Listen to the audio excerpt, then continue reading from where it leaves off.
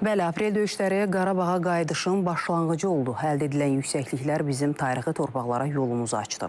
Zəfər yolumuz da Şuşa ilə tamamlandı. İndi oranın sakinləri tədricən öz yurtlarına dönür. Bugün də Ağdamın Sarıcalı kəndinə növbəti köç baş tutub.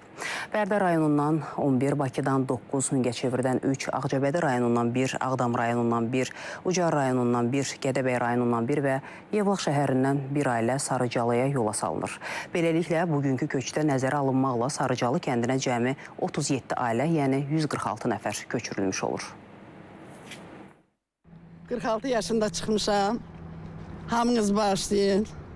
Ataları rəhmətə yetmişdi. Yanımda da 5 uşaq, 41 yaşım vardı hələ onda. Siftə çıxanda.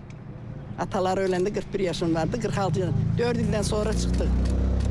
Bu zulümləri çəkə-çəkə gəlmişik. İndi azadalığa çıxırıq. Nə bilim, Allah hamıya xeyirli gün qismət eləsin. Gəzməyə qərbi ölkə, amma ölməyə vətən yaxşı. Vətən çörəyi, vətən gedişatı. Orada simsarlarını, qohumunu, övladını tanıyırsan deyin. Amma qəribçilikdə boynunu bükürsən ki, görən Allah. İşğal dövründə darmadağın edilib, indi çox şükür qurulub, düzəldilib, daha da gözəl bir şəkildə.